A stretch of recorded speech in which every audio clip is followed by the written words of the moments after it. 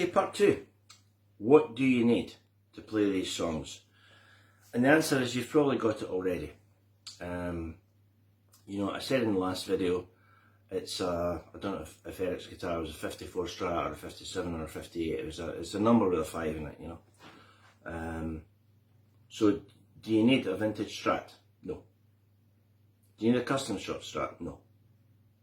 Do you need a vintage reissue Strat? No. Do you need a relic Strat that looks like it's been dragged behind your car for 5 miles? No, no, and thrice no, If you've got a Stratocaster style guitar, or even if you haven't, just learning the licks and thinking a bit about the sound and what this hand does and what your left hand does will get you close. Now say you've got something like a Yamaha Pacifica and a Marshall 15 watt reverb, not a valve in sight, and there's not a valve in sight today. I'm using the same Line 6 practice amp I use for everything, right?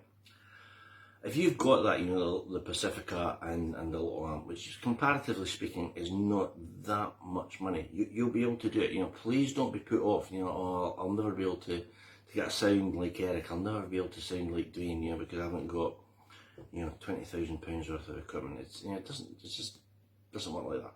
If you walked into a guitar shop and said, "Hello, I would like to buy a Fender Strat. What does one cost?" I'm sure they would say, "Well, it goes from that to that." Now this one I'm playing here is about there, right? It was made in China. It's a Fender Strat. It's right down at the bottom. If you said, "Well, I'll tell you what, can I try out the cheapest ones and then go up?" Within 20 minutes they'd have this in your hand. Now I love it. Feels really good. The back of the neck is really shiny and it's slippery. I think you'd call it high varnish. It's got a two-tone burst finish. It just to me it just looks cool. Probably because we call this the Layla Strat. So for guitar, in guitar terms, don't be put off by money. Don't think, I'd like to play those songs, either in a rehearsal room or at an open mic. If we ever get out of this lockdown, I'd better go and buy this, or I'd better get a modelling, Fender 5-watt tweed. You'd be far better just putting the album on repeat and every night. I mean, I know we all have commitments. Everyone's got work commitments, family commitments, their partners, all this sort of stuff, right? But if you can put Layla on, set up your little practice amp, play along with it all the way through twice every night, do that for a couple of months, and I think you will get pretty close to it, and you'll find stuff all the time. In doing this, I found stuff that I didn't know.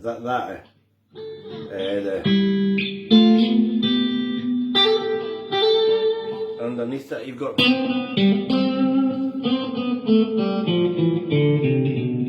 I didn't know that part was there, but it is. So you'll find all these things and you'll get closer every single time, right?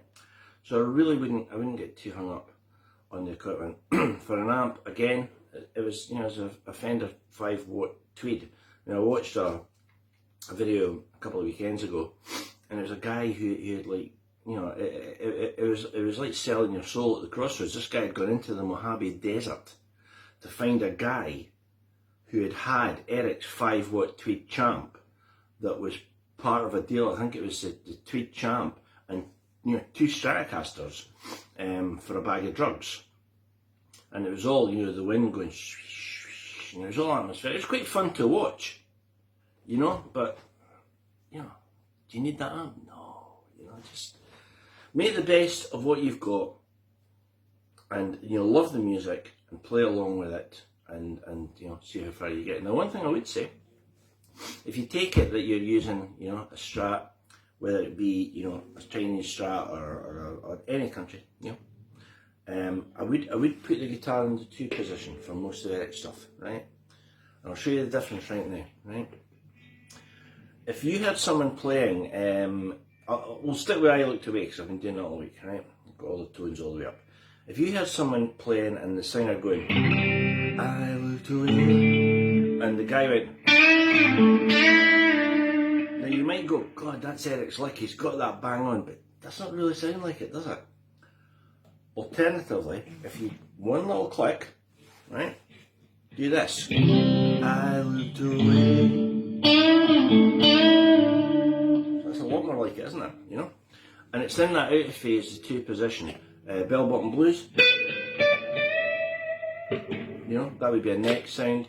Put it back further. Put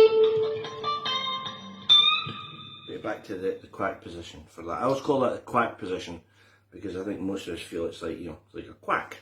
And that's the 2 position there. So that's the kind of equipment thing that I would say is important, you know, rather than, you know, what the equipment was and, you know, it has to be this and it has to be that. As I say, you've probably got what you need as it is. So, Stratocaster, a single coil guitar would be beneficial to play this stuff. And I would advise you to put it in the 2 position there for pretty much most of you know, most of Eric's stuff. Maybe on the neck position for, you know, for that kind of more bluesy stuff. For Dwayne's stuff, it would be better, you know, it would be better if you had a humbucking guitar, but you know, it's not essential. It's not essential. You know, if you played, you know,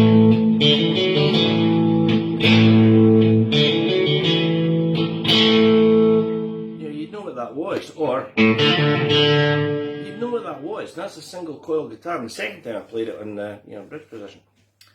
So for the Dwayne stuff, it would be helpful, you know, if you had a humbucking guitar. But you can do it back to front. As I say, you could play all the Dwayne stuff on a Strat.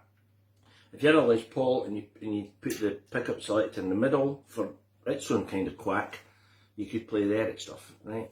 So if you have a guitar and an amp, as I say, you know, everyone has restrictions on their time. But if you're having a guitar and an amp, that's it. There's no excuses. Just, you know, just get on with it. I really, really do feel that in recent years, the guitar community, the guitar world, has got so hung up on the hardware, and you know, we become like Luddites, you know, and you know, zealots rather, preaching this. It's all in the hands, and the reason we do it is, it's all in the hands. It, you know, it really is. You know, the industry doesn't want you to think that. People want you to think you must have this £5,000 Paul Kossoff signature Les Paul, and you must have a vintage amp and a basket weave cab, etc., etc. But you know, you don't.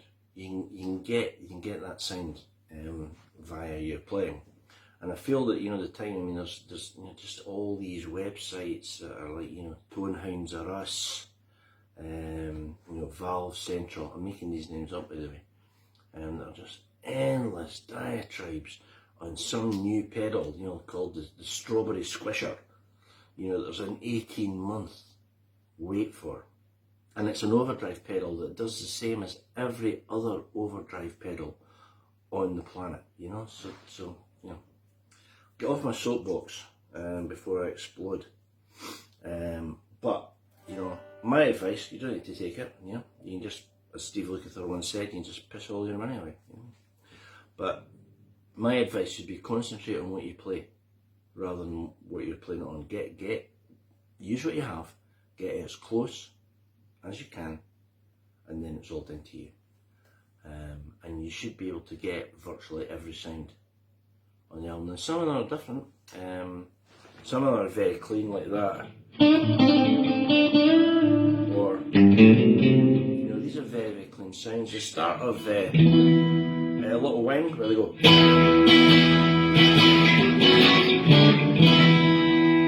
You know, maybe they had the tweed champs slightly louder. Maybe they had the tweed champs all the way up all the time, you know.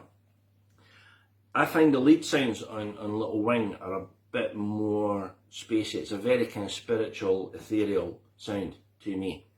I find the lead sound is more drenched in echo. But for the most part, you've got a fairly simple single coil, out of phase sound into your amp, and it just so happened that Eric and Dwayne were playing at the absolute top of their games. Now, I'll never reach that. But, it's great just to try and learn these songs. So there you go. That's my diatribe on the equipment that you must have to play the songs of Layla. Guess what? You've almost certainly already got it. So let's go.